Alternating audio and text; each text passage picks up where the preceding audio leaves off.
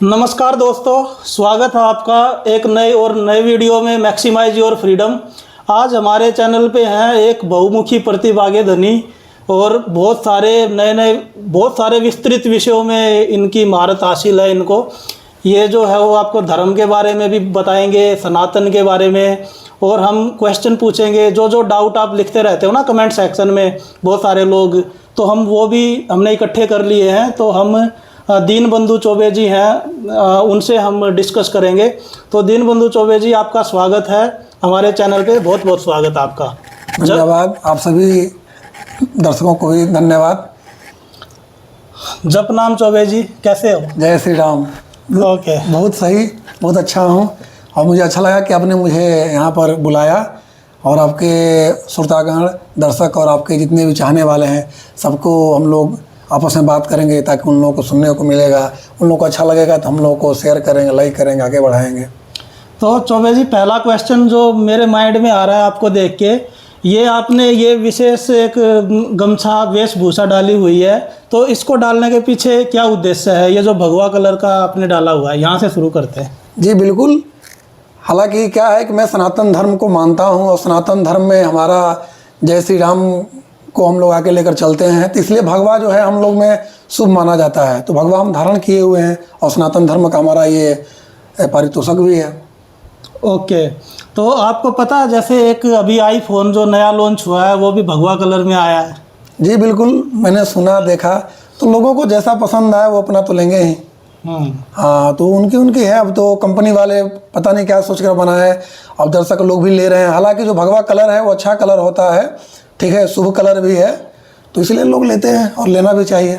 हाँ, इस चीज़ के बारे में कहीं मैंने पढ़ा था कि जो नेचर है, प्रकृति, वो भी हमें दिन में 2 बार भगवे कलर के दर्शन करा देती है। बिल्कुल जी, बिल्कुल। सुबह सुबह सूर्यास्त और सूर्योदय दोनों। जी बिल्कुल बिल्कुल बिल्कुल सही कहा आपने। ठीक है, तो आज हम बिल्कुल बेबाक तरीके से इनसे खुले तरीके से चर्चा करेंगे बहुत सारे टॉपिक्स पे, और मैंने लिस्ट बना ली है। शुरू करते हैं पूछना। जैसे पहली चीज़ हमारे दर्शकों के माइंड में यही आती है कि हमें धर्म की आवश्यकता क्यों है?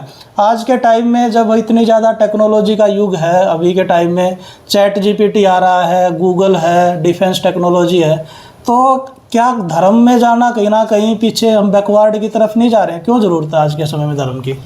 देखिए, धर्म एक ऐसा चीज़ है कि जो मानव और समाज के लिए, दोनों के लिए ज़रूरत हो जाता है। ठीक है, वो अलग बात है कि आजकल के आधुनिक युग में जो है तकनीकी जो चीज़ें बढ़ती जा रही हैं, इसे भी हम लोग उससे अवगत होना है। ऐसा नहीं कि इसे नहीं करना है, लेकिन धर्म को भी अपना नहीं छोड़ना है, क्योंकि धर्म जो होता है वो समाज और व्यक्ति में वो एक जुटता को बांधता है। ठीक है, एक जैसे लोगों को बहुत जल्द अगर उनको कनेक्ट करना है तो वहाँ पर धर्म एक अहम भूमिका निभाती है। क्षमा चाहूँगा आपको बीच में इंटरप्ट करते हुए। मैं ये पूछना चाहता हूँ कि आप बोल रहे हैं कि धर्म लोगों को बांधता है, तो ये एक समुदाय को तो बांध देता है, लेकिन जो अलग अलग धर्म हैं उनके बीच में भी कहीं ना कहीं फूट भी तो पैदा करता है उनके बीच में। तो ऐसे भी बिल्कुल सही बात है आपका, लेकिन ऐसे जगह पर जो हमारा जो सनातन धर्म है वो सभी धर्मों को मानता है, सभी धर्मों का वो समान व्यवहार करता है और सभी का वो सम्मान करता है। तो ऐसा नहीं है, धर्म में कुछ कुछ होते हैं, लेकिन हमारे सनातन धर्म में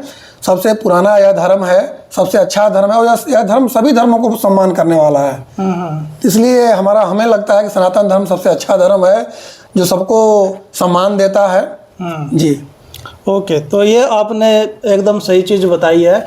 मैं भी कहीं ना कहीं जो इस चीज़ से मैं सहमत हूँ आपसे कि पुराने टाइम में जो थे, प्राचीन समय में, वहाँ पे कानून व्यवस्था और वो चीज़ें उतनी अच्छी नहीं थी, तो धर्म एक तरीके से कहीं ना कहीं वो व्यवस्था बनाने का काम करता था, वो चीज़ है। लेकिन अभी के समय में मुझे ऐसा लगता है कि धर्म जो है वो मतभेद पैदा करता है, और जैसे शराब का नशा होता है ऐसे ही लोगों को धर्म का भी नशा हो जाता है, और फिर वो जो है वो ऐसे बोलते हैं कि हमारा धर्म सर्वश्रेष्ठ है। आप किसी मुस्लिम से पूछिए तो वो बोलेगा इस्लाम सर्वश्रेष्ठ है, क्रिश्चियन से पूछिए तो बोलेगा नहीं, ईसाई से बढ़ के कुछ है ही नहीं। ऐसे ही अगर सनातन धर्म में है तो आप बता रहे हैं कि हिंदुज़म से बढ़ के कुछ है ही नहीं। तो इस जो ये विवाद है इसको आप कैसे देखेंगे? देखिए, ये विवाद जो है ये अपने अपने सोचने पर निर्भर करता है। ठीक है, अब हमसे आप पूछेंगे तो हम सनातन धर्म के बारे में बताएंगे, सभी जो संप्रदाय के लोग हैं अपने अपने मत के अनुसार अपना अपना धर्म के बारे में बताएंगे। और यहाँ पर कोई किसी को अपने को ज़्यादा नहीं दिखाना चाहिए, सबका सम्मान करना चाहिए, सबको अपनी अपनी तरीके से जीना चाहिए, सभी धर्मों को मानना चाहिए। लेकिन यही जो एक लिमिट में रहना चाहिए धर्म को, वो नहीं हो पाता है। लोग क्या है फिर वो कुछ लोग उनको उसका मिसयूज भी कर लेते हैं, लोगों को भड़काने के लिए, जी बिल्कुल, उनमें दरारें पैदा करने के लिए। जैसे आप देखो कि हिंदू धर्म के अंदर ही कितने सारे वर्ग बने हुए हैं, उपवर्ग बने हुए हैं, जैसे जातियाँ बनी हुई हैं, फिर जैसे ब्राह्मण क्लास है, उसी में कई सारे अलग तरीके के वहाँ पे कास्ट हैं, ऊंच नीच उनमें ऐसे लोग डिसाइड करते हैं। तो कहीं ऐसा नहीं लगता आपको कि ये धर्म भी आप कहीं ना कहीं वो बांटने का काम करता है अंदर ही अंदर? देखिए एक्चुअली ऐसा है कि धर्म जो है यहाँ पर कुछ कुछ चीज़ें हैं, लेकिन ऐसा नहीं है कि बांटने का काम करता है। सब में वो अच्छा है, सब लोग मिलजुल कर रहते हैं, ठीक ना, ऐसा नहीं है। हाँ, कुछ ऐसे सामाजिक तत्व होते हैं जो वहाँ भड़काने का काम करते हैं, वहाँ पर ऐसे होता है कि बांटने की स्थिति आ जाती है। बाकी वैसे सब लोग आपस में सही चलता है, कोई दिक्कत नहीं है। तो अगर कोई इंसान है, जैसे मैं इस चैनल पे रैशनैलिटी की बात करता हूँ, तर्क की बात करता हूँ, लॉजिक की बात, और हम लोग का चैनल का भी हाँ वैसा ही नाम है, मैक्सिमाइज योर फ्रीडम है। तो कहीं ना कहीं नास्तिकता की और एक मतलब जो साइंटिफिक टेम्परामेंट है, वैज्ञानिक दृष्टिकोण, उसकी बात करते हैं। और वहाँ पे उसमें हम ये मानते हैं कि कोई ईश्वर वगैरह में हम विश्वास नहीं करते हैं, हम जो साइंस में विश्वास करते हैं। तो ये चीज़ है। तो आप ये बताइए कि अगर कोई इंसान एक जो धर्म को फॉलो करता है, धार्मिक कर्मकांड करता है, और दूसरा उसको फॉलो नहीं करता है, बिल्कुल, तो वो जो करने वाला है उसको क्या फ़ायदा होगा उनसे? देखिए एक्चुअली बात यहाँ पर ये है कि मान लीजिए कि आप कोई धर्म मानते हैं और एक धर्म नहीं मानता है, तो दोनों कुछ ज़्यादा अंतर नहीं है। ये है कि मानने वाले जो लोग होते हैं थोड़ा सा वो शांति और स्थिरता से आगे बढ़ते हैं, जो नहीं मानते वो अपने तरीके से आगे बढ़ते हैं। इस पर ज़्यादा बहस करने से हमें नहीं लगता है कि कोई फ़ायदा है। दोनों अपने अपने जगह पे सही हैं, जो मान रहे हैं वो भी सही है, जो नहीं मान रहे वो भी अपना सही है, ठीक है। लेकिन ये होता है कि धर्म कोई एक चीज़ को मानने से ये होता है कि आपका जो टेम्परामेंट जो होता है वो एक दृष्टिकोण से आगे बढ़ते रहता है, ठीक है। आप डेविएट नहीं होते हैं। अगर आप उसी को नहीं मानते हैं तो बहुत तरह से जो लोग होते हैं तो वहाँ डिविएट होने के ज़्यादा चांस होते हैं, ये ऐसा होता है। लेकिन मुझे कहीं ना कहीं ऐसा लगता है कि वो जो डेविएट है वो गलत दिशा में भी डेविएट कर देता है। बिल्कुल बिल्कुल सही। जैसे कुछ एग्जांपल से मैं आपको बताना चाहूँगा कि जैसे एक मूर्ति पूजा है जी, तो मूर्ति पूजा में कुछ लोग बिल्कुल ऐसे पागल हो जाते हैं, या फिर जो व्यक्तियों की पूजा है, बाबा लोगों की पूजा है, वो उसमें पूरा का पूरा 100% उसी में लग जाते हैं। तो ये सारी चीज़ें जो बुराइयाँ हैं, कुरीतियाँ हैं, इनके बारे में आप क्या कहेंगे? ये सब जो चीज़ें हैं हमें लगता है कि अधिकता नहीं होनी चाहिए, ठीक ना। सबको इस चीज़ को देख ताक कर जो सही है उसे हमको करना चाहिए, ठीक ना। ज़्यादातर कुरीतियाँ भी नहीं फैलाना चाहिए। इसलिए तो धीरे धीरे धर्म में भी वो चेंजिंग आते रहते हैं समय समय के अनुसार। तो बहुत सारी चीज़ें मतलब बदली भी हुई हैं हमारे धर्म में, और आज अच्छा चल रहा है धर्म हमारा जी। काफ़ी बदलाव हुए हैं हमारे धर्म में भी।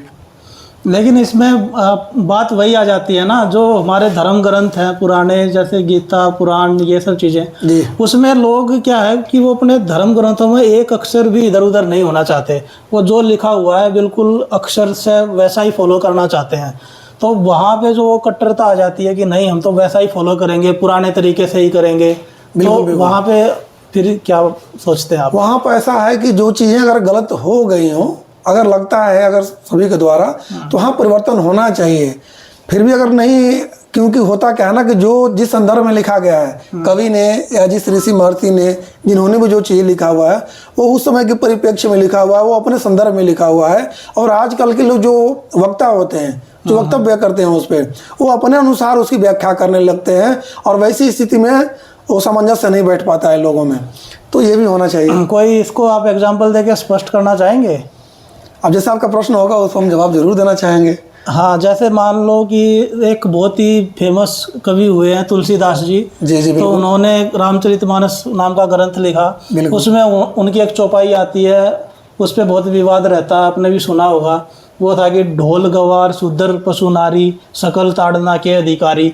तो उसमें एक ऐसा आता है कि ये जो शूद्र है, नारी है, ये चीज़ें हैं, जी जी बिल्कुल इनको ताड़ा जाना चाहिए, और कहीं ना कहीं धर्म शुरू से इनका शोषण करता आ रहा है। इस बिल्कुल, बारे में बिल्कुल। क्या कहेंगे?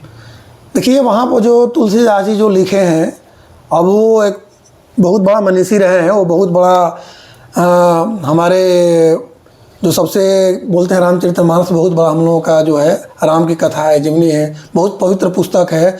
उसमें न जाने कितने काफ़ी श्लोक हैं, बहुत अच्छी अच्छी चीज़ें भी उसमें लिखी गई हैं। उसमें दो चार ऐसे चौपाइयाँ हैं जो कि लोगों के मन में आती हैं कि ऐसा नहीं होना चाहिए या गलत है।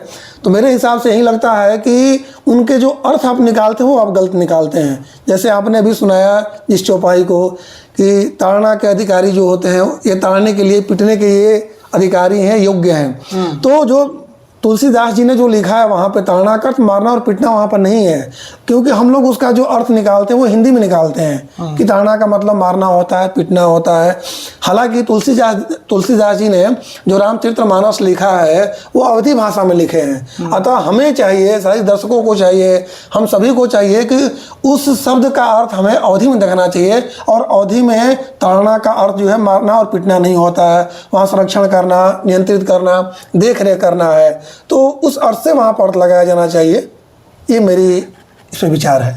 अच्छा, तो इसका मतलब उनकी जो गलत व्याख्या है उसकी वजह से ये विवाद उत्पन्न हो जाते हैं। जी बिल्कुल ठीक है।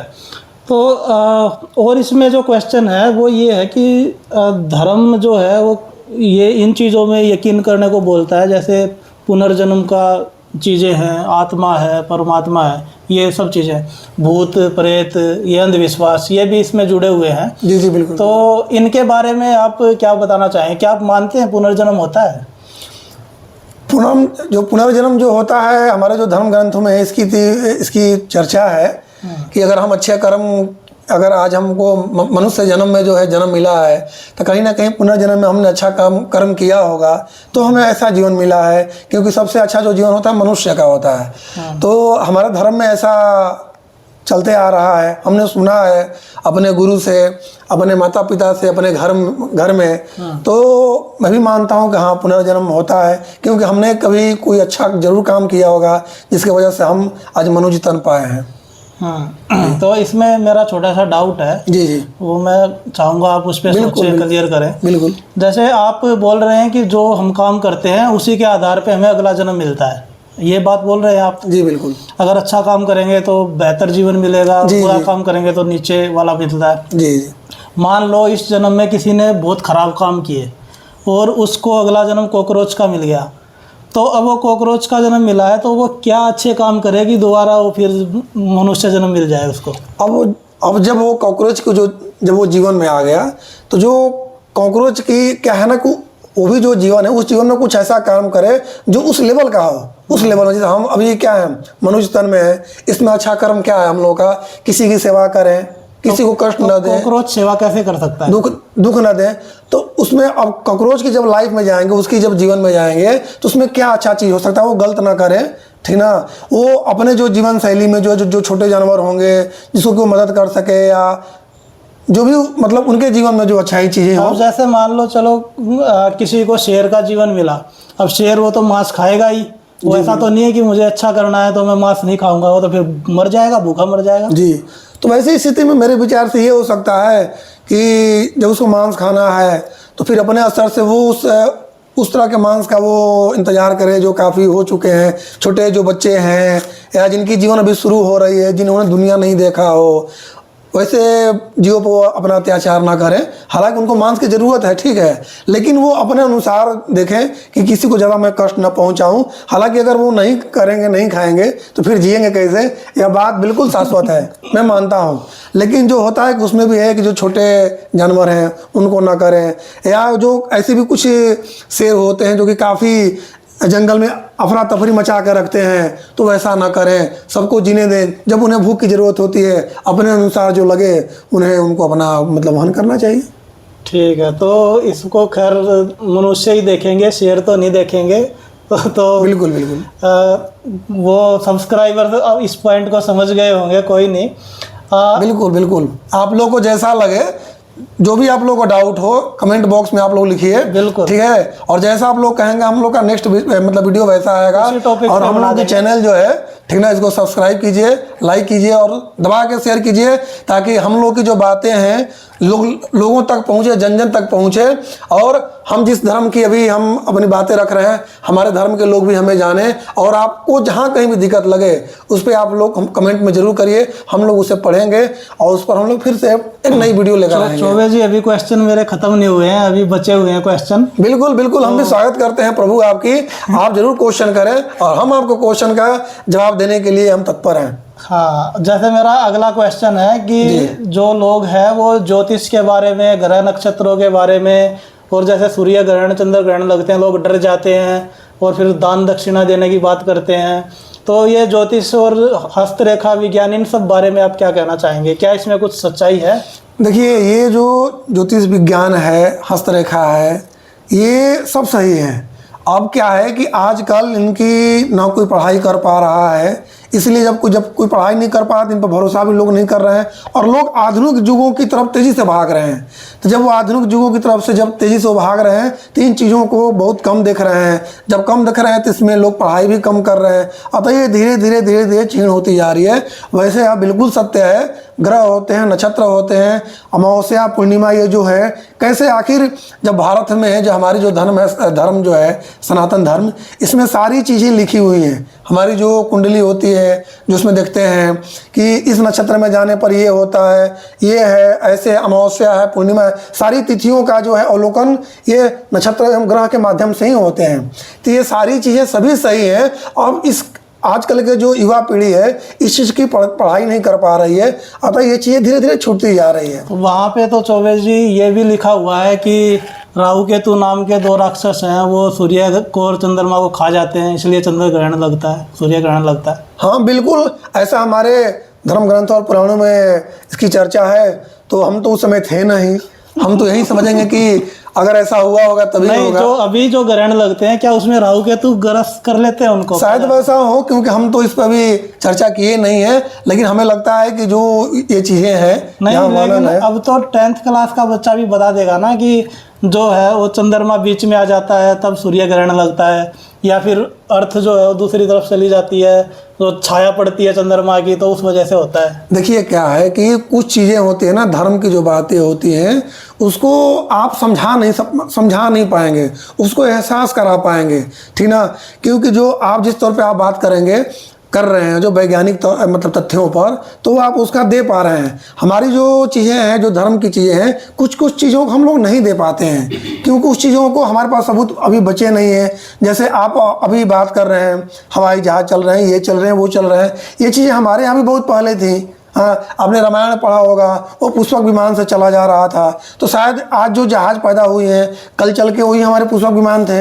ये जहाज़ की परिकल्पना कैसे आई किसी के माइंड में? हमारे बहुत पहले से, जब से तुलसीदास जी लिखे उससे पहले से भी हम लोग पुष्पक विमान की चर्चा करते आ रहे हैं। और ये 18वीं या 19वीं सदी में ये वायुयान की हुई, तो कहीं ना कहीं उस चीज़ों को लेकर ही हुई। और हमारे जो अणु और परमाणु आज खोजे गए हैं, हमारे धर्म ग्रंथों में तो बहुत पहले बता दिए गए हैं, अणु क्या है, परमाणु क्या है, ग्रह क्या है, नक्षत्र क्या है। हाँ, पृथ्वी घूमती है कि सूर्य घूमती है, ये कोपर्निकस जी बाद में बताए हैं, या बहुत पहले हमारे धर्म ग्रंथों में हमारे आर्यभट्ट जी भी बता चुके हैं। धर्म ग्रंथों में चैट जीपीटी के बारे में बता रखा है।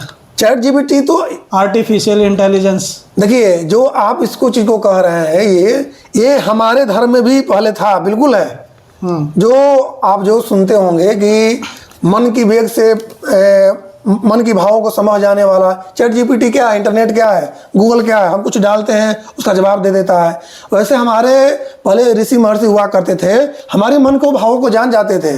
आज उसी का नया नाम चैट जीपीटी हो गया, तकनीकी जो भी आप अलग अलग नाम दे रहे हैं। हमारे यहाँ तो बहुत पहले से हो रहा है ये चीज़ें हैं कि आपकी अंदर की भावना को हम समझ जा रहे हैं कि आप क्या सोच रहे हैं, क्या कह रहे हैं।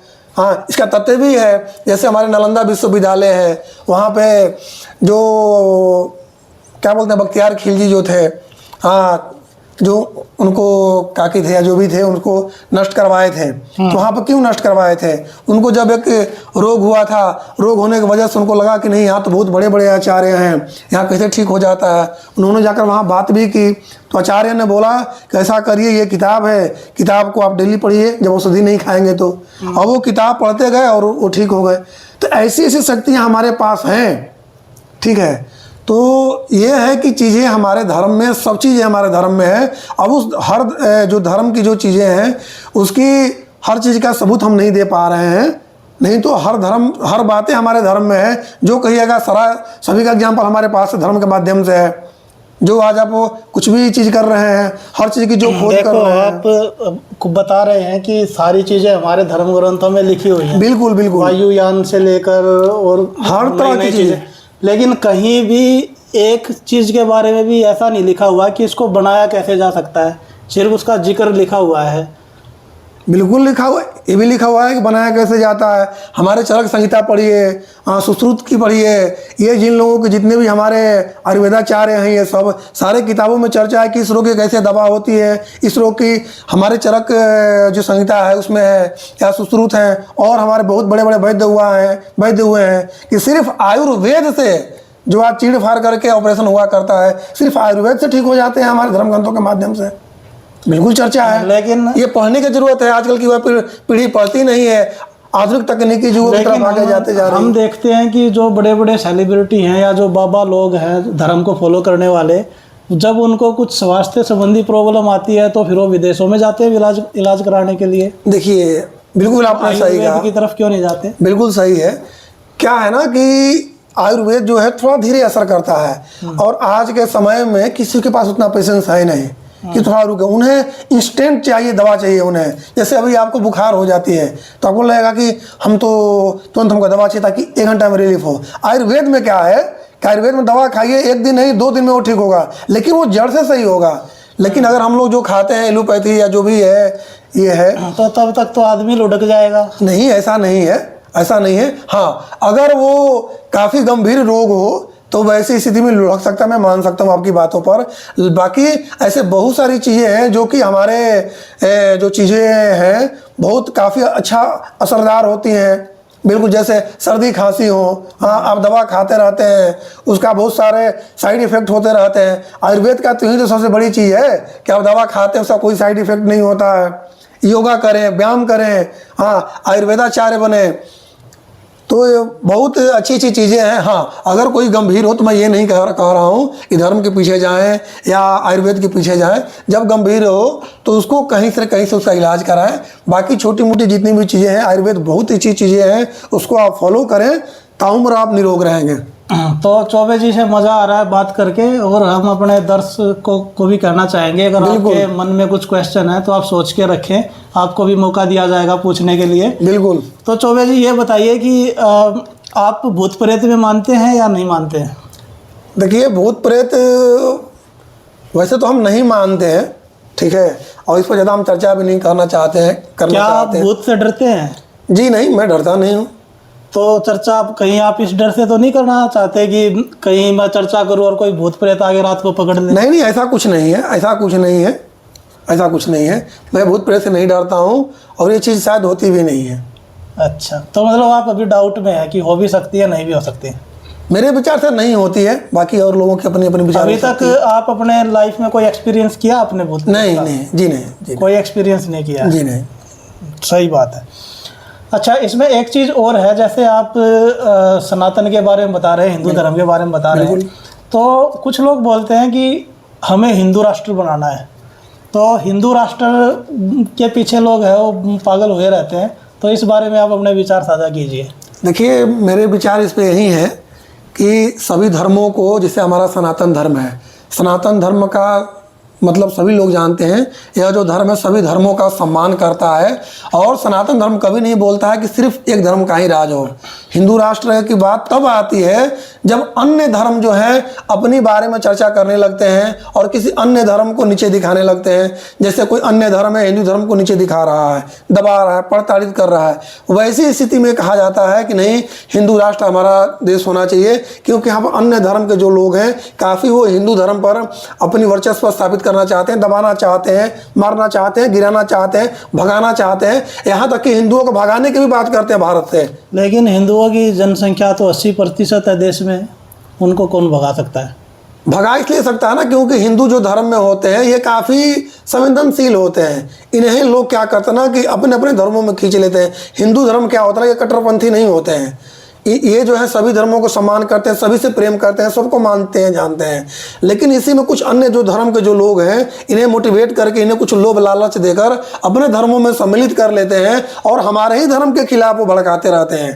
तो इसलिए हिंदू राष्ट्र की ये बातें आ जाती है कि हमारा जो देश है हिंदू राष्ट्र होना चाहिए, क्योंकि हिंदू राष्ट्र बनता है तो किसी भी धर्म को खतरा नहीं है। लेकिन अगर कोई अन्य धर्म का राष्ट्र यह देश बन जाता है तो अन्य धर्मों को खतरा हो सकता है। जैसे आप और अदर मतलब देश में आप देख सकते हैं वहाँ पर क्या है, अलग अलग तरह की वहाँ पे वो धर्म का राष्ट्र बने हुए हैं। वहाँ देखिए कितना दिक्कत हो रहा है, रोज मार काट, रोज देशों में आपस में लड़ाई होती है। धर्म के नाम पे ही तो हो रहा है। हाँ, लेकिन हमारे धर्म में वैसा नहीं है ना। हिंदू धर्म में बताइए कहीं लड़ाई होता है, बहुत कम होता है। थोड़ी बहुत चीज़ें मैं मान सकता हूँ कि हमारे यहाँ भी हो, मैं ये नहीं कह रहा हूँ, लेकिन हिंदू धर्म में बहुत कम है। सनातन धर्म में है ही नहीं। हम तो क्या है, लक्ष्मी को भी मानते हैं, राम को भी मानते हैं, सीता को भी मानते हैं। हम किसी को नहीं रोकते हैं कि आप राम को मानिए, आप कृष्ण को मत मानिए। हम राम को भी मानते हैं, कृष्ण को मानते हैं। हम सबको समान व्यवहार देते हैं, हमें कोई दिक्कत नहीं है। अच्छा, हमारे चैनल पे जैसे बहुत सारे युवा लोग भी जुड़े हुए हैं, मैक्सिमम लोग युवा लोग हैं, तो वो कंफ्यूज रहते हैं शादी ब्याह को लेके। तो इस बारे में थोड़ा सा मैं धार्मिक दृष्टि से आपके विचार जानना चाहूँगा कि लोग पूछते हैं कि आज के समय में हमें अरेंज मैरिज करनी चाहिए या लव मैरिज करनी चाहिए, तो ज्योतिष के हिसाब से और धर्म के हिसाब से आप बताइए। देखिए, समय के सबसे बहुत बड़ी बात चीज़ ये है कि समय के अनुसार होना चाहिए, लेकिन ज़्यादातर यही देखा गया है कि जो लव मैरिज जो शादियाँ होती हैं ये एक दूसरे से फ्रीडम से होती है। जब दोनों वर्ग के जो लोग हैं, जो दोनों पक्ष हैं, वो आपसी सहमति से वो आगे बढ़ते हैं, और जब दो ही लोग डिपेंड होकर, दो ही लोग स्वतंत्र होकर आगे बढ़ते हैं तो बहुत कम चल पाता है। कभी कभी वो नहीं चल पाता। रीज़न ये होता है क्योंकि दोनों स्वतंत्र हैं, हम और आप दोनों स्वतंत्र होकर आगे बढ़े हुए हैं। कोई ऐसी बातें आती है कि मैं वहाँ झुकना नहीं चाहूँगा, हाँ, तो वहाँ पर कहेंगे कि क्यों नहीं झुकोगे आप, तो फिर हम दोनों वहाँ पर अलग होने के लिए हम ही दो रहते हैं। तो आप आराम से अलग हो सकते हैं, हम भी अलग हो जाते हैं। लेकिन जो अरेंज मैरिज जो होता है उसमें एक समाज आती है, ठीक है, एक समाज जब आती है वहाँ पे एक शादियाँ होती हैं, वो चीज़ें, तो वहाँ पर टूटने का, बिखरने का चांसेस बहुत कम रहता है। हाँ, अब बात ये जरूर हो सकती है कि अगर अरेंज मैरिज शादी हुई हो, अगर वहाँ किसी के आपस में आप नहीं बन पा रही हो, तो वहाँ वैसी स्थिति में क्या होगा, तो वहीं समाज के डर से उसको शांत रखा जाता है, समझाया जाता है, बताया जाता है, और वहाँ लोग समझ के एक अच्छे जीवन की शुरुआत कर लेते हैं। लेकिन वो चीज़ें लव मैरिज में नहीं हो पाती है ना, क्योंकि हम और आप दोनों मिलकर ही वो तय किए हैं। जहाँ हम दोनों में थोड़ी सी वो दिक्कत आती है तो हम दोनों फिर हटने की स्थिति में आ जाते हैं, और ऐसी स्थिति में हमारे घर और परिवार वाले परेशान में हो जाते हैं, और हमारे बाल बच्चे होते हैं वो भी परेशान में हो जाते हैं कि आखिर वो किधर रहे हैं। तो यह एक थोड़ा सा एक अलग दुनिया मतलब चलने लगती है। अतः हमें लगता है कि लव मैरिज से ज़्यादा बेटर है अरेंज मैरिज। ओके, गलत नहीं है लव मैरिज, मैं ये नहीं कह रहा हूँ। हमारी व्यक्तिगत विचार ये नहीं है कि लव मैरिज गलत है, लेकिन लव मैरिज से ज़्यादा बेटर है हमारे विचार से अरेंज मैरिज। जी, तो जैसे अगर कोई शादी करता है तो उसमें कुंडली मिलाना और मुहूर्त देखना ये करनी चाहिए या नहीं? देखिए, क्या है, ये मानने के ऊपर है, ठीक ना। हालांकि मिलाना चाहिए, मानना चाहिए, ठीक ना, क्योंकि कुछ चीज़ें होती हैं जो कि वास्तविकता होती हैं, सही होती हैं, ठीक है। अब इसमें भी अन्य तरह के तथ्य लोग निकाल देंगे। हालांकि कुंडली ये सो जो भी होता है अपना मिलाना चाहिए, गुण मिलाना चाहिए, क्या मिल रहा है, नर नाड़ी भी मिलाया जाता है, ठीक है। तो ये मिलाने से क्या होता है ना कि बहुत सारी चीज़ें आपको क्लैरिटी पता चल जाती है। अगर नहीं भी मिलाती है तो बहुत सारे जीवन चल ही रही है, जो आपके मन में भी आप प्रश्न चल रहे होंगे कि जो नहीं मानते उनके उनकी शादी नहीं हो रही है, वे नहीं चल रहे हैं। मेरे मन में ये चल रहा है कि जैसे एक वीडियो देख रहा था मैं जी, उसमें वो वहाँ पे फैमिली कोर्ट जहाँ पे डाइवोर्स देते हैं वहाँ पे वो गया था बंदा। जी जी, और वहाँ उसने देखा कि वो जो बंदे जो अलग हो रहे थे, कपल्स डाइवोर्स ले रहे थे, तो उनकी शादी में भी उनकी कुंडली मिलाई गई थी। जी जी, लेकिन फिर भी उनका विवाह विच्छेद हो गया। देखिए, होता क्या है कि ये जो चीज़ें हैं, अब जिसका कुंडली देखा गया, जिसका ग्रह मिलाया गया, जिसका नक्षत्र मिलाया गया, वो 100% वो सब सही ही दिशा में जाए ऐसा नहीं है। कुछ परिस्थितियों में होता है, जैसे राम और सीता का भी बात किया जाता है, बहुत सारा उन लोगों का भी मिलाया गया था। क्या उनके जीवन में क्या दुख नहीं आए थे? बिल्कुल आए थे। कुछ चीज़ें जो होती है ना, प्रकृति पे होती है, ईश्वर पे होती है। जो घटना घटित होना होता है वो घटित होकर ही रहता है। तो ऐसा नहीं है। हाँ, कुछ चीज़ों में ये सही होता है, अधिकांश चीज़ों में ये सही ही होता है। कुछ चीज़ों में होती है कि कहीं ना कहीं हो जाते हैं, जिसको कि लोग देखते हैं कि इसका तो कुंडली मिलाया गया था, फिर क्यों हुआ था। तो ऐसे नहीं है, जो आपके भाग्य में लिखा रहता है वो तो होकर ही रहता है। ठीक है, बाकी कुंडली और नर और नारी मिलाने से थोड़ा सा ये होता है कि बहुत सारी चीज़ें आपकी पता हो जाती है कि दोष कितना है, कितना गलत है, ये उसमें आकलन हो जाता है। बस ये है। तो मतलब आप जैसे लास्ट में आपने बोला जो होना होता है, तो क्या ऐसा है कि सब चीज़ें जो भगवान की मर्जी से होती हैं? बिल्कुल जी, बिल्कुल। उनकी शक्ति के बिना एक पत्ता भी नहीं हिल सकता। जी, ये भी सही है, बिल्कुल सही है। तो इसी में फिर मेरा एक डाउट आता है कि जैसे कई बार तीर्थ यात्रा में जाते हुए गाड़ियों का एक्सीडेंट हो जाता है, बिल्कुल, या फिर इतनी ज़्यादा गरीबी है, क्राइम होते हैं, तो ये भगवान की मर्जी से होते हैं? देखिए, ये आपका जो प्रश्न है बहुत गूढ़ प्रश्न है, और ऐसे प्रश्न लेकर बहुत सारे आज की युवा पीढ़ी चल रही है। तो होता क्या है कि जो भी कोई भी धर्म स्थल है, वहाँ पे मान लीजिए 1 करोड़ गए, ठीक है, उस मान लेते हैं कि 1 करोड़ में कम से कम 10,000 या 50,000 भीड़ में जिस वजह से भी उनकी मृत्यु हो गई, तो आपने जो है 9.5 लाख की तो आपने बात नहीं की, 9.5 लाख की बात नहीं की। आपने जो 50,000 जो 30,000 जो भी संख्या है, आप उनकी ही सिर्फ बात कर रहे हैं। हो सकता है उनकी मोक्ष उसी में, मतलब उनकी जो मोक्ष है उसी मार्ग से होना हो। ठीक है, तो मैं आपकी बातें समझ रहा हूँ, आप जिस तरह से मुझे वो चाह रहे हैं, तो ऐसा नहीं है, होता है, जरूर होता है। तो जब भी आप लोग धर्म स्थली पे कहीं जाएं, आप संभाल के जाएं, देख रेख कर जाएं। फिर भी कुछ अनहोनी हो जाता है, इसका मतलब ये थोड़े कि ईश्वर नहीं है, क्योंकि 9.5 लाख तो बचकर तो आए ही थे। ठीक है, तो अब हम दर्शकों की तरफ चलते हैं और इनके क्वेश्चन लेते हैं। तो आप लोग पूछ सकते हैं चौबे जी से। मैं तो चौबे जी से ये पूछूंगा कि जी बिल्कुल, आप लव मैरिज करेंगे कि अरेंज मैरिज? देखिए, तो इसमें मैं एक बार क्लियर कर दूं, क्वेश्चन हो सकता है इसमें आवाज़ ना आई हो। हमारे अभिषेक जी पूछ रहे हैं कि आप स्वयं जो है अपने जीवन में अभी अविवाहित है, मोस्ट एलिजिबल बैचलर हैं अभी, तो आप अपने जीवन में लव मैरिज को प्रीफरेंस देंगे या अरेंज मैरिज करेंगे? जी देखिए, बिल्कुल आपने सही प्रश्न पूछा। मैं अपनी व्यक्तिगत आपने बात बता रहा हूँ। मैं सनातन धर्म से एक ब्राह्मण व्यक्ति हूँ, और मैं अपने परिवारजन के जो भी आशीर्वाद से जो हमें मिले, अगर हमारी परिवार चाहती है कि अरेंज मैरिज कराएं तो भी मुझे स्वीकार है, अगर वो लव मैरिज कराएं तो भी मुझे स्वीकार है।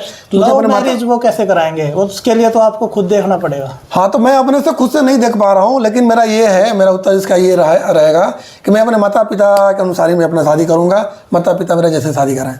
अगर माता पिता ने बोल दिया कि आप स्वतंत्र अपनी मर्जी से चुन लीजिए, हाँ, तो फिर अगर उनके ऐसी आदेश होती है, फिर मैं वैसा लड़की देखूंगा, फिर अपने माता पिता जी से बात करूंगा कि मैंने इन्हें पसंद किया है, आप लोग अपने स्तर से इस पर विचार रखें, जब आगे बात बनेगी तो मैं फिर शादी करूंगा। ओके, तो दोस्तों आपको भी इसे मिल गया होगा इसमें आंसर। और आप दूसरा क्वेश्चन पूछना चाह रहे हैं कि जो शादियों में जो दहेज का प्रचलन है, उसमें आपकी क्या राय है? अच्छा, दहेज के बारे में चौबे जी के विचार जानना चाह रहे हैं अभिषेक जी, बताइए चौबे जी। जी बिल्कुल, देखिए, शादियाँ जो होती है वो उसमें 2 पक्ष होते हैं, वर पक्ष, ठीक है, और वधू पक्ष। तो जो बेटियां जो होती हैं उनकी जब शादी कराई जाती है तो उन्हें दहेज के स्वरूप में कुछ दिया जाता है, भेंट स्वरूप। हाँ, भेंट स्वरूप। और ये जो है आज के ज़माने में इतना प्रचलन बढ़ चुका है कि काफ़ी दहेज भी लोग लड़के वाले भी मांग रहे हैं। यह बिल्कुल निंदनीय है। हमारे सनातन धर्म में कहीं चर्चा नहीं है दहेज का, ठीक है। हाँ, अगर लड़की पक्ष के माध्यम से अगर जो कुछ भी उपहार स्वरूप दिया जा रहा है, 1 साड़ी हो, 2 साड़ी हो, या कुछ उस पर जो भी सोना चांदी द्रव्य हो, या जो भी आर्थिक जो गतिविधियां उसमें रखी जाती हो, वो जो है वर पक्ष के ओर से उन्हें स्वीकार कर लेना चाहिए। अपनी कोई भी डिमांड नहीं रखनी चाहिए। दहेज एक बहुत बड़ा अभिशाप है, क्योंकि बिटिया हर घर में होती है और बिटियों की शादी जो भी है वो बिना दहेज से करना चाहिए। हम लोग पढ़े लिखे हैं, हम लोग को दहेज की डिमांड कभी नहीं करनी चाहिए। हाँ, अगर जो है लड़की पक्ष से जो कुछ भी मिल रहा है, अगर अपने खुद से मिल रहा है उसे हमें स्वीकार कर लेनी चाहिए। हमें अपनी कोई डिमांड नहीं रखनी चाहिए और हमारी जवाब यही रहेगा कि दहेज नहीं लेना चाहिए। दहेज एक अभिशाप है, क्योंकि जो लड़की जो दे रहा है वही हमारे लिए बहुत बड़ा एक दहेज है। तो चौबे जी ने बेबाक तरीके से जवाब दिया है। और क्वेश्चन आप पूछना चाहेंगे? मेरा एक प्रश्न चौबे जी से है जी। कि आजकल जैसे आप देख रहे हैं जितने भी यूथ हैं जो हैं जी जी वो अपना जो उनकी संस्कृति है, धर्म है, उसको जो भूलते जा रहे हैं। जी जी शायद ये फिर आधुनिकता का युग आ रहा है तो इस वजह से भूलते जा रहे हैं, या फिर आधुनिकता की जो भी चीजें हैं, तकनीक हैं, उसके और जो हमारी संस्कृति के बीच में सामंजस्य उनके बीच में नहीं आ पा रहा। जी। इसके लिए क्या आप उनको राय देना चाहेंगे या ऐसा क्यों हो रहा है आपको लगता है? तो मैं क्वेश्चन रिपीट कर दूं एक बार आप लोगों को कि जो ये पूछना चाह रहे हैं कि जो हमारी पुरानी चीज़ें हैं, सांस्कृतिक है, और जो आधुनिक चीज़ें हैं, जो नई टेक्नोलॉजी है, आधुनिक चीज़ें आ रही हैं, उनके बीच में जो समन्वय है वो युवा कैसे बिठाए? बिल्कुल सही प्रश्न है और आज के परिप्रेक्ष्य में बहुत सुंदर प्रश्न है ये। देखिए क्या है कि आजकल की जो तकनीकी जो गतिविधियां चल रही हैं, बिल्कुल हमें इसे भी फॉलो करना है। इसके साथ साथ हमें अपना धर्म और संस्कृति को भी लेकर चलना है। ऐसा नहीं कि उन्हें छोड़ देना है, क्योंकि उसी धर्म उसी संस्कृति से हम आगे बढ़े हैं और उसी धर्म संस्कृति से ये नई नई तकनीक भी आ रहे हैं। अतः दोनों को समझने की ज़रूरत है। नई नई तकनीक का उपयोग आप करें, आगे बढ़ें, देश को आगे लेकर चलें, बिल्कुल यह जरूरी है। साथ ही साथ आप धर्म और संस्कृति को भी आपको अपने लेकर चलना चाहिए, क्योंकि यही धर्म यही संस्कृति आपको आगे बढ़ने के लिए प्रेरित करती है। अभी हाल फिलहाल में आपने देखा होगा शुभांशु शुक्ला जी गए थे। हाँ, जब गए थे तो जाने से पहले उन्होंने पूजा पाठ करके उन्होंने उनका वो जो माथे पर जो था टीका भी था वो भी उनका हो रहा था। तो एक उतना बड़ा वैज्ञानिक जो स्पेस में जाकर आ गए, उन्होंने भी अपनी धर्म और संस्कृति को नहीं छोड़ा। ये नहीं कि धर्म संस्कृति को बढ़ावा दे रहे हैं, नहीं, अपने धर्म संस्कृति को पकड़ते हुए आधुनिक तकनीकी की ओर आगे वो बढ़ते गए। तो आपके प्रश्न का जवाब यही है कि अपने धर्म और संस्कृति को लेकर चलते हुए आधुनिकता की ओर हम लोग बढ़ते चलें और दोनों के बीच में सामंजस्य बिठाकर चलें, क्योंकि दोनों एक दूसरे के प्रारूप हैं, एक दूसरे के पूरक ही हैं, क्योंकि धर्म संस्कृति से ही वो आगे निकलते जा रहे हैं तकनीक। बिल्कुल सही बात बताई आपने। और कुछ आप पूछना चाहेंगे? एक और इसी में धर्म पर ये भी जो आज के चल रहा है, कट्टरता थोड़ा ज्यादा विद्यमान है किसी भी धर्म में। जी जी अभी हम अगर जो अपने ही अगर जो धर्म की बात करें तो उसमें भी मतलब कुछ लोग इस तरह के जो है मतलब काम कर रहे हैं जिससे दूसरे समुदाय को वो थोड़ा ज्यादा नुकसान पहुंचा। बिल्कुल बिल्कुल बिल्कुल। इस पर क्या आपका विचार है कि बहुत सुंदर प्रश्न है, होनी चाहिए या नहीं? बिल्कुल आपका सुंदर प्रश्न है। हमारे दर्शक जो भाई जी हैं उनमें से उनका एक प्रश्न था, बहुत सुंदर प्रश्न था राजपाल जी। ठीक है, आप पहले प्रश्न दोहरा दीजिए फिर उत्तर हाँ। तो प्रश्न उनका ये था कि आज के जो धार्मिक जो कट्टरता बढ़ती जा रही है इस पर क्या विचार है। तो हमारी यही विचार है राजपाल जी कि धार्मिक कट्टरता नहीं होना चाहिए, सभी धर्मों का सम्मान होना चाहिए, ठीक ना। ऐसा नहीं कि मैं सनातन धर्म का हूँ तो नहीं, सबसे बड़ा सबसे सुंदर मैं इसको लाउड स्पीकर में बोलते जा रहा हूँ, सब पर थोपते जा रहा हूँ, नहीं, मैं अपने प्रचार कर सकता हूँ, लेकिन ये कट्टरता नहीं होना चाहिए। और सभी धर्मों का सम्मान करिए, कोई किसी भी धर्म को नीचे ना दिखाए, सभी धर्मों का सम्मान करें, कट्टरता नहीं होना चाहिए, एक दूसरे में लड़ाई नहीं करना चाहिए। थोड़ा प्रैक्टिकल तरीके से बताइए कि दूसरे धर्म का सम्मान कैसे करेंगे आप? जैसे इस्लाम है उसका सम्मान कैसे करेंगे आप, किस तरीके से? जैसे हाँ, आपका यह भी प्रश्न बहुत सुंदर है। जैसे उनका कोई पर्व और त्यौहार आ गया, ठीक है, अगर वो हमसे कहीं मिल गए तो हमें उन्हें उस पर्व पर उन्हें बधाइयाँ देनी चाहिए, ठीक है, जो भी जैसे मिले। अगर वो अपने घर पे बुलाते हैं, हाँ, तो हमें उन्हें वहाँ जाना चाहिए। अगर वो हमें वो बिठाकर कुछ सेवा पानी करते हैं या हमें वो वैसा स्थिति देते हैं, हमें उनका सम्मान करना चाहिए, उनका घर जाना चाहिए। या एक और तरीका है कि हमें उनके धर्म के जिस दिन उनका कोई त्यौहार हो तो हमें पूछना चाहिए आपकी कोई ज़रूरत नहीं है, और किसी भी तरह का ज़रूरत हो तो बताइएगा, आपके इस त्यौहार के लिए हमारा धर्म जो है तैयार रहेगा। तो मतलब दूसरे धर्मों से एक सद्भाव रखो, उनको घृणा करने की जरूरत नहीं। जी नहीं, बिल्कुल नहीं, बिल्कुल नहीं। ये जो बीच में आ जाते हैं राजनीति की जो लोग करते हैं इसको लेकर, ऐसे उकसा देते हैं, भड़का देते हैं अपना, और इसमें क्या होता है कि हमारी जनता बीच में पड़ जाती है। नहीं तो सभी धर्मों को लोगों से मैं आह्वान करता हूँ, मैं सनातन धर्मी, मैं एक ब्राह्मण व्यक्ति दीनबंधु चौबे, मैं अपने धर्म से भी आग्रह करता हूँ कि जो भी इसमें कट्टरपंथी जो कर रहे हैं नहीं करें, सभी धर्मों का सम्मान करें। हालांकि ऐसा सनातन धर्म में है भी नहीं, और अन्य धर्मों से भी मैं गुजारिश करता हूँ, अभी